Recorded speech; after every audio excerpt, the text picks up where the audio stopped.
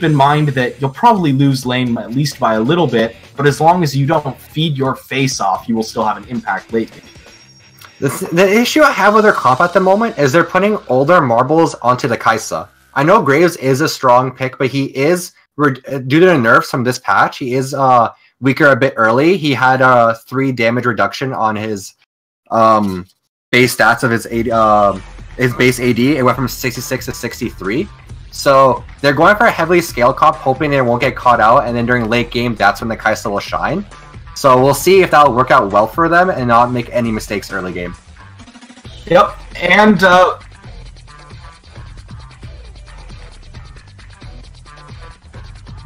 we are having some technical difficulties with the audio on my end here. Hopefully that will get sorted out pretty soon, and we won't be missing too much of our insightful analysis in the meantime. That's totally fun. So now we see, as a result of, I think probably as a result of this Maokai pickup for Hardstuck, we see Anarchy being comfortable picking up the Scion. Yeah, that a little more aggressive, but probably still on the further to the edge of the spectrum of being tanky. Mm-hmm. It looks like just with both teams, the engage from Anarchy is very good, with the Scion and the Gragas jumping in there and Aerie able to land a successful charm, setting up for Xayah to do major damage. So as long as they're able to land their CC effectively, that will go, teamfight will go heavily in their favor.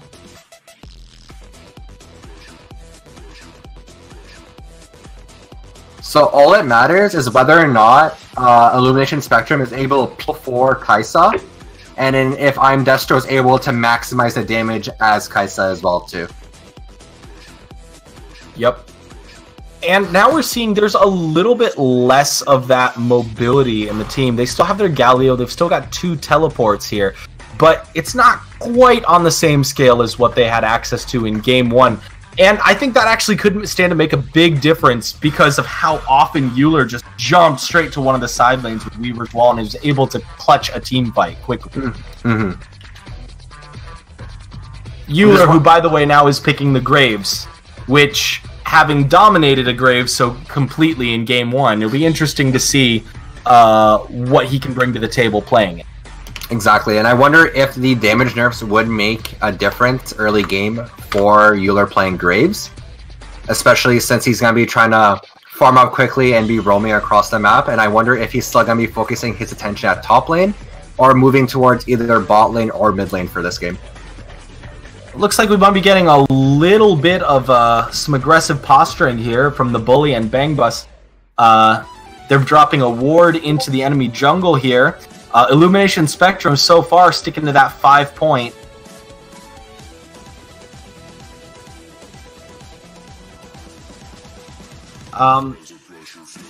And we are aware of a bug with the spectator client right now. The stream will be up and running so far, so I'm going to do what I can to keep you apprised of any developments in the meantime. Don't worry, you haven't missed any team fights. Yeah, no invades as of yet right now by either side. Just a bunch of dancing. Yep. One interesting thing that I want to note here is Anarchy definitely have started their builds like a team that is on the back foot, as we are seeing very, very sustain-focused itemization so far, with both Great Jace on Scion and Not Kirby on Ahri taking the corrupting potions. Yeah, I'm surprised not for Kirby not going the standard Doran's Ring into pots, but opting in for the corrupting potion. Definitely means that he just wants to stay in lane and make sure not to... Oh man, Arrow and Destro here, ready for an ambush, and grand entrance coming in from Arrow onto the Bully, just getting a little bit of damage. No summoner spells traded so far. Just unfortunate that I'm Destro wasn't able to proc the full the passive stack against Bully to maximize the damage, but nevertheless able to put on some good damage against Bully. Yep. Got a little bit of a slap fight going on in the top lane between Trump and Great Jace. Right off the bat, Not Kirby already getting chunked kind of troublingly low. This is where the corrupting pots do work out well in his favor right now. Absolutely. Invade right now against Athena getting invaded hard by Euler. We're kind of seeing the mirror image. Oh, but the Rune Mage able to turn back onto not Kirby, but will get charmed. And the Deception Orb will come down. A flash getting burned, ultimately, from not Kirby. That roll was very good in favor of Illumination Spectrum, able to get the flash from Kirby and effectively gain the flash as well from Athena, too. So 2 flashes blown against Anarchy that will effectively set them back in the early game. Really interesting to see, because I feel like around this time during Game 1, it was Anarchy that was sending their Graves into the jungle against Illumination. And that didn't end up being all that fruitful in Invade, but here, Euler is showing how it's done. Yeah, I'm surprised they didn't expect the same Invade like they did during Game 1, but again, it worked well in for doing this Invade this time. Yep. Still more pretty ineffective, pretty non-effectual skirmishing up at the top lane. Just trading a little bit and healing it all back up like they do. I love the wet noodle fights always between top lane tanks. Yep, and so exciting to watch and cast. Who will win, the Axeman or the tree? No one will know. So far, we are seeing Euler playing a little, clearing a little bit more quickly. But that's being offset mostly by a CS lead in the top lane. I'm in favor of Great Jace, which is keeping the gold pretty even. Mm-hmm. Still able to farm up. He does have a 10 CS lead over Trump's Hardstock. But again, playing as a Maokai, you're not really looking to get a CS lead or anything like that. He's mainly played for the CC he provides and the peel. Mm-hmm. So as long as he's not too far behind of Great Jace, that means it's still a win for him. Absolutely. I'm just surprised right now that Athena is not going back, instead opting to do a full clear of his jungle just to get more items done. But I would like if he's able to get 300 gold early to go back, pick up the boots, and then make plays around the map, because you want to make use of Predator early on in the game. Yeah. Oh, he doesn't have Predator, actually. Mage all-inning with the Colossal Smash and that Shield of Duran. Winds of War bringing not Kirby down to about quarter of the health, but having to back off with SG Athena coming in to counter game. Actually, I made a mistake, I apologize, but it looks like Athena has Aftershock instead of Predator. I'm very surprised by that Ruin pickup. Yeah, that's actually really interesting, especially given that Bang Bus also has Aftershock, and I feel like you reach a point of diminishing returns late game if you've got Aftershock on multiple members of your team. Exactly, and plus, not having Predator on a Gragas, I think that's not good, especially for ganking, because you want to have that extra movement speed and extra damage on your body slam to kind of guarantee a kill for your team, and by not having that, you're kind of setting yourself up not being known to gank early on, but mainly being used as a CC bot when you're going towards team fights. So, interesting pickup by Athena picking up the Aftershock over Predator. Yeah, it's kind of an awkward situation, as we really wanted Athena to be going a little bit more ham in the early game here, and not taking Predator is kind of going to get in the way of them doing that. Exactly, especially since Illumination Spectrum has a scaling comp. In order to counter them, you have to be aggressive early so they don't achieve the scaling that they need during this course of the game. Mm-hmm. Man, oh man. Athena here in the Tri-Bush will be spotted out by a River Ward from Trump is hard stuck. Trump having to back off his Maokai, but not having any natural escapes, but won't need it, as this ultimate is going to come down and root both of them, but might not be enough peel, except the Euler is here and is popping down a stunning amount of damage with end of the line. Even without having access to collateral damage, will get a first blood kill onto Athena. Amazing counter gank by Euler, but as well, amazing how Trump is Heartstock was able to survive the 2v1 up top lane and didn't die at all against Great Jace or Athena. I really have to think that would have gone very differently if Athena had played with a little more patience and had gone back and bought before that gank. Mm-hmm.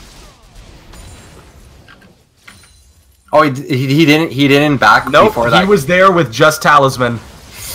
Yeah, that's a big mistake. Max range Shield of Duran coming down from Rune Mage onto Not Kirby, and a Colossal Smash bringing him within 70 HP of dying.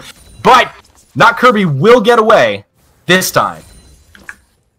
Yeah, I'm surprised that Kirby didn't even use the Spirit Rush at all. He expected that Rune Mage wouldn't follow through with the damage, and yeah, he just backed off as soon as he did his initial combo against Kirby. A risky play, but very possible that Kirby is mindful of the fact that that Foxfire is not available as often with that early game cooldown being increased. Mm-hmm. Despite the early first blood for Illumination Spectrum, gold is still pretty even, and a big part of this is that the bully is actually doing a lot to maintain kind of this 10 to 15 CS advantage consistently in the bot lane. Exactly, and picking up Doran's Blade instead of Doran's Shield, which is basically a norm for AD carries, he wants to go for that early aggression and deny CS against I'm Destro. Yep. But we do see Euler at the bot lane, so they might be making a play, but their ward does spot him. Arrow coming in with Grand Entrance and picking up that tower aggro, but able to get out again very quickly with that Battle Dance before actually taking a shot. Oh, Destro positioned in a scary place. He's likely to get rooted by Zaya's Feathers. We actually saw that happen to Sneaky playing against Uzi. And there's the quickness coming down from Arrow. Bang Bus, and it's actually going to be a teleport from Hardstuck as well. But Arrow will still go down. It is 0 for 1 so far. But Bang Bus choosing to go back in. Oh, but Destro playing way too deep under that turret and will go down. That little bit of, I'd say a few baffling choices being made there by the side of Illumination Spectrum. Yeah, forcing that fight, they should not have forced that fight whatsoever. And the reason behind that is, again, they're a scaling comp. They don't want to go for that early game aggression that might cost them a lead or cost them gold against the enemy team. And this just set them out giving up 2 kills in favor of Anarchy. We are seeing a pause, so it's very possible that there's some lag issues, which would make some sense. But no reason given so far. Another thing that sets Illumination Spectrum a bit behind is both those kills went towards Trumpet's Hardstock. So he was the one that got the gold instead of giving it towards either the Kaisa or towards the Graves as well too. So that's not good in terms of trying to get that Kaisa ahead in lane against Bully. Absolutely, and as we talked about during draft, Maokai is one of those champions that you really don't care about getting gold on them all that early. You kind of just want Maokai to sit tight and wait out until end game. But him having 2 kills and being able to get items faster isn't meaningfully going to do much in the top lane. Exactly. Especially since the 40 CS lead with Great Jace, it'll just either minimize the gold lead or at least make it the same. But it doesn't matter too much for Trumpet's Heartstock, rather just giving it like those kills away to I'm Destro. And being that he is teleported bot lane, that might mean up early tower given to Anarchy, especially since Athena is near top lane tower. Yep, Maokai's going to be a little slower getting back to lane without that teleport. And if I look at the gold here, I noticed that even though Trumpet's Heartstuck is up 2 kills over Great Jace, still behind in gold by about 150. That goes to show how 40 CS lead is worth more than grabbing 2 kills. Yep, single biggest lesson that newer players to the game should learn is that if you have a massive CS lead, the kills don't matter as much. Mm-hmm. Exactly. And we are getting right back into the action here, and we will see if your prediction holds true and Anarchy is able to get this top turret. Athena was sitting tight, waiting to see if they could maybe ambush Trumpet's Hardstuck, but is opting for the full court press on just getting this turret down as quickly as possible. Yep. The only thing I have, if getting this top lane tower, sure they do get the gold lead, but it does set up for Maokai to come back in terms of CSing if he just freezes the wave and just keeps farming up top lane. But it does set up for Great Jace to roam around the map, especially with the unstoppable onslaught he has. He's able to make plays either at ball lane or mid lane, so he'll still be a terrifying force to be reckoned with. Kirby going in for this all-in engage on Rune Mage here, but backing off from that, taking a one third of the health without really even popping that Foxfire. bodes well for the poke ability of Not Kirby and the prospect of maybe getting a solo kill in this lane, as Will hit with the charm there, and a Shield of Durand from Rune Mage whiffed, meaning there's very little peel, and Winds of War dealing a little bit of poke damage, but not enough to make a meaningful difference. He has to be very careful with these Orbs of Deception, as he is already below half health. Kirby is running low on mana now, so even if he's able to get back his ultimate, it'll be hard for him to try to do a full combo against Ruin Mage, so we'll see whether or not he will opt in for the all-in, or just keep poking Ruin Mage and try to make him not be able to CS during laning phase right now. Yep.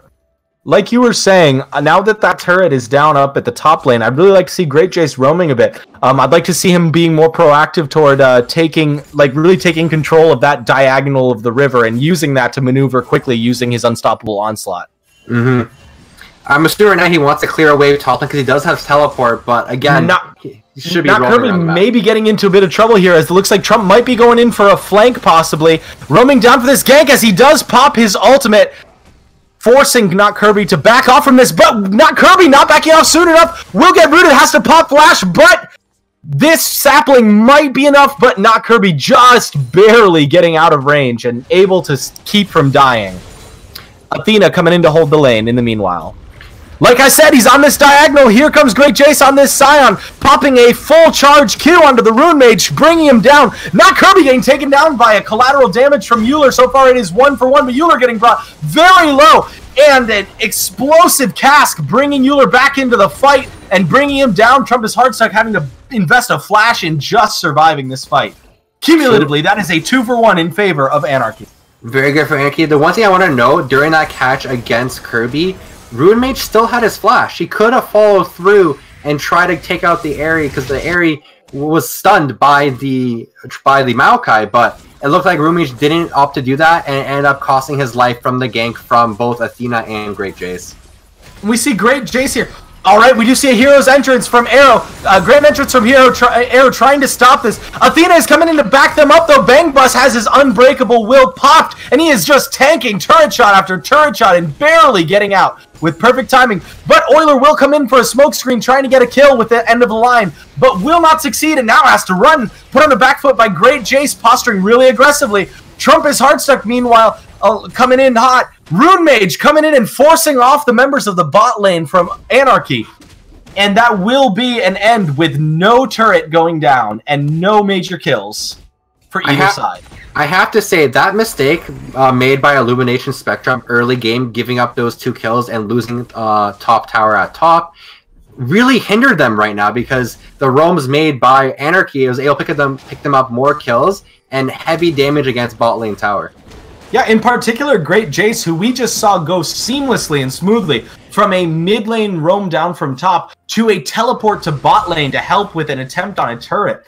Though that didn't actually end up accomplishing the objective entirely, very, very clear indication from Great Jace that he is intending to be a presence elsewhere on the map other than just top lane. Especially since he grabbed the Righteous Glory as well, too, so he wants to make those plays around the map. Ooh, always love seeing that.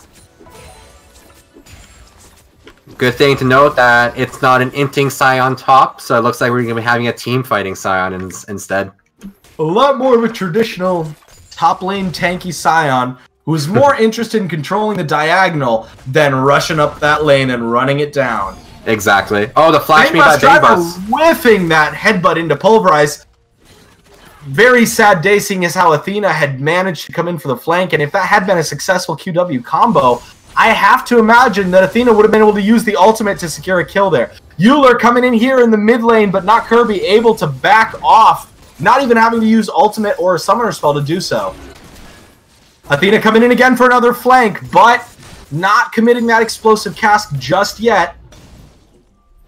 But turret is about to go down anyway, and I have to imagine there is the grand entrance interrupting any hope Athena might have had of throwing an explosive cask down in time. And though the turret has gone down, the outer bot turret for Illumination Spectrum, that well-timed grand entrance from Arrow will be keeping the members of their bot lane alive. Mm-hmm. The one thing I'll make a note of is the gold differential between Bully and Destro. 1.5k gold in favor of Bully. That's a big, massive difference, especially early on. And the fact that how Bully is able, playing as Xayah, he's able to maximize damage with the feathers. So it'd be a really strong force to be reckoned with against Illumination Spectrum. So very scary Xayah at the moment. Yep.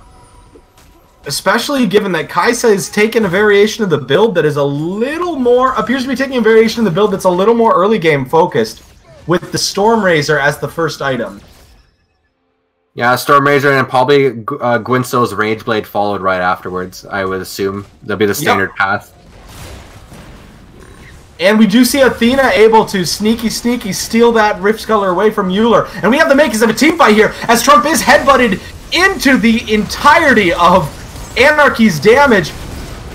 Trump getting taken very low, Euler getting taken very low, and both of them going down in quick succession, and then Destro getting taken down too, and the Rune Mage. This is a disastrous 4-for-0 team fight in favor of Anarchy, and suddenly Illumination Spectrum's game is looking very dire.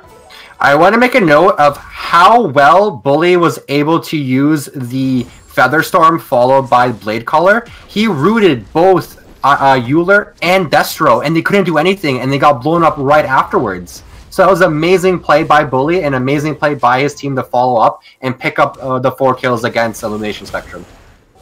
Yep, and we are seeing a pretty clean split here as Sion is going top lane to try to get some pressure there. Most of the rest of the team is in the mid, and meanwhile, Athena is just focused on getting that Rift Herald, which, if timed correctly, given that all 3 outer turrets are down, could stand to push straight through to Inhibitor. This is not going well for Illumination Spectrum at all. It seems like it's an entirely different team compared to the first game. Yeah, it is a little concerning and confusing to see just how much the tables have turned between these 2 games. Again, I think the problem is they're just forcing out team fights rather than just laying their team comp scale. And by forcing these team fights, they're just making Anarchy getting further and further ahead. Is it possible that what we have seen happen is that between 2 teams playing similar styles, where one is a little bit better off than the other one, the weaker team has opted to innovate and go for some oddball picks and hope to get an advantage by doing that? I think that out-of-the-box thinking is what is winning them games. Very similar to the narratives of a lot of the games that we've been seeing in Worlds over the first 2 days of group stage. Exactly, yes. So as long as Anarchy is able to keep this up, we might be heading towards Game 3.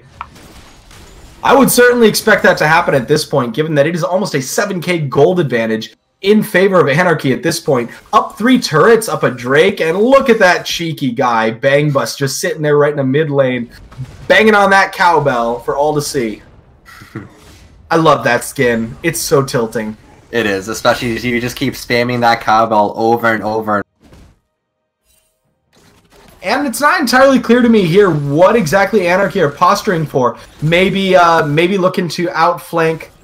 Trump is hard stuck in the bottom lane, maybe hoping to siege that mid turret there. A reminder, of course, to our viewers that Athena does still have that Rift Herald up. So they can pop. Yeah, so if they do win another team fight, that Rift Herald can do massive damage. And he's gonna pop it right now. There it is. Oh, so they are making a play. Interesting that they're not waiting for the team fight. They're just gonna use it for pressure and siege. I'm surprised by that too, because they have a stronger team fighting right now. So if they're able to win a team fight and use the Rift Herald, they could just end the game right off that. Oh, the Rune Mage getting caught out by a charm there. Getting taken very low, and a Shield of Duran just barely giving him the damage mitigation he needs. An arrow getting taken very low by a Foxfire. Trump is hardstuck getting brought very low, and Rune Mage coming in with a hero's entrance just a little bit too late. It is 3 kills and counting. Kaisa getting brought down by Not Kirby, and this is a 5-4-1 in favor of Anarchy. Looks like Rift Herald was just a bait for Anarchy against Illumination Spectrum to get them that ace. Probably not the way that I would have chosen to play it, but if it works, it works. They might win off this single push. Might win, or at least guarantee the bot lane inhibitor that can set themselves up for a Baron or making plays either at top or mid lane. So this is very good pickup for Anarchy at the moment. Indeed it is. It's all that the members of Illumination Spectrum can do just to push back the waves. It shouldn't be surprising in retrospect that if this series goes to Game 3, as these are two teams that are sitting on a perfect 2-0 record in the main season so far and are determined to maintain that win streak. They'll do whatever it takes to get that 3-0 instead of the 2-1. 2-1, man. Feels bad. And it looks like a little bit of setting up for Baron, more defensively on the side of Illumination Spectrum, and a bit more aggressively with Bang Bus Driver going ahead and laying the vision groundwork, but he will not get there in time to do anything about this Rift Scuttler take. I want to make a note of Trump's Heartstock's item build. He bought the Mercury Treads and the Spirit Visage. Now, I think those two items in particular are not good against against Anarchy, because the main threat is the Xayah. And he has no armor against Xayah. So he'll get blown up so quick in a team fight, especially against the Feathers. So that's not an optimal build path to make in favor for Illumination Spectrum. That's actually a really good point. And Anarchy here, by the way, just took out an Infernal Drake, which will be their second Drake of the game. And has, especially since the Bully has so much bonus AD racking up right now, Infernal Drake is going to start paying off almost right away. Mm-hmm.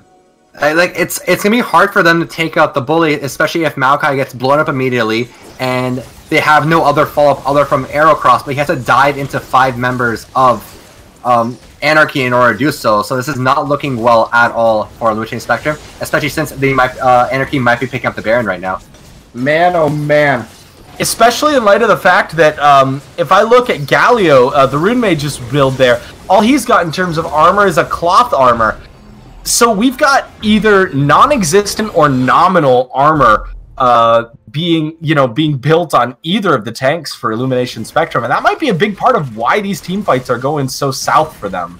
Exactly, yeah.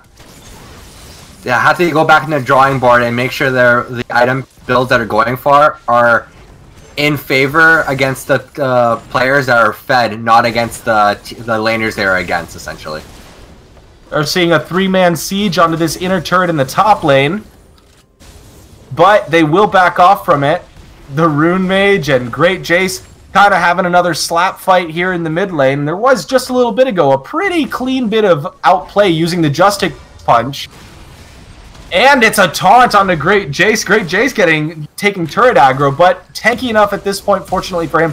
Oh, and we do see Trump's Heartstock popping that root, popping that ultimate, and not Kirby has to back off, getting taken really low, but the Bully able to just liquefy this Maokai. And Destro getting taken very low. It is 4 for nothing.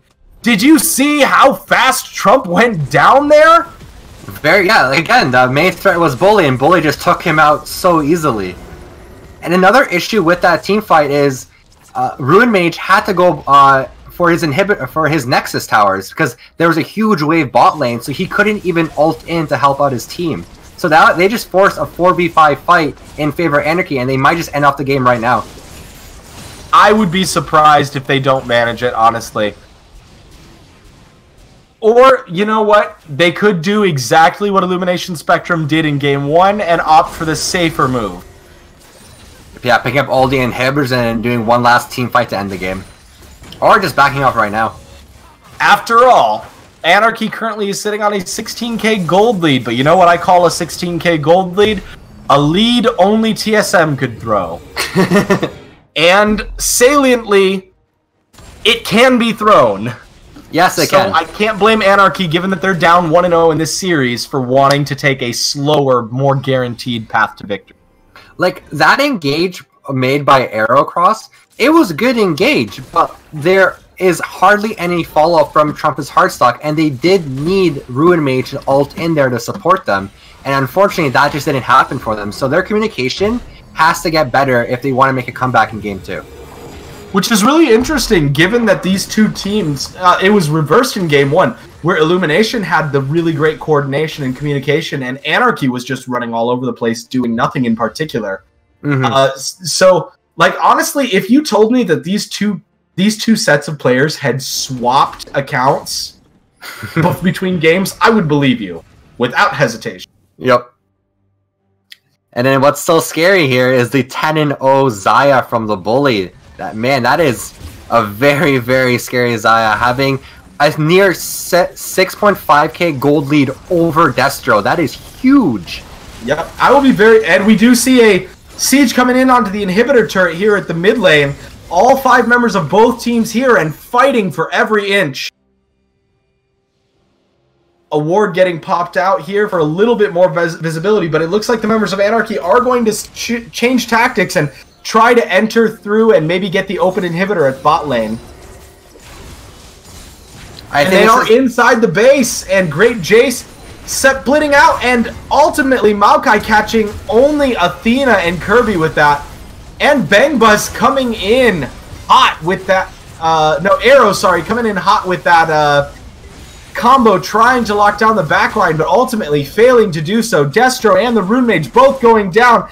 The members of Illumination Spectrum desperately running back to the summoning platform, just praying that they don't get taken down and poked down faster than they can heal. That is 1 Nexus turret. That is 2 Nexus turrets going down, and Nexus will quickly follow as Bangbus Driver, the cheeky bastard, sitting there banging on his cowbell. Now they're just going for a style point, just taunting the enemy team instead of just ending it right there. Padding their stats. So game 2 goes in favor of Anarchy, and we're heading to game 3.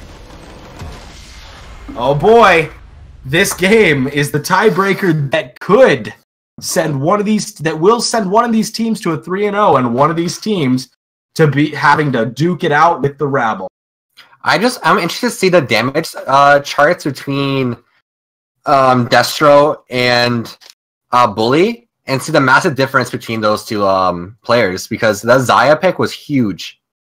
Literally over twice as much damage, as Kaisa had 8,600 damage, and Xayah had almost 20,000.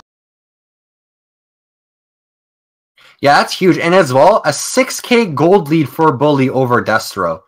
The matchup between bot lane was heavily in favor of Anarchy, and I have to say, that first mistake made by Illumination Spectrum, I believe that costed them the game.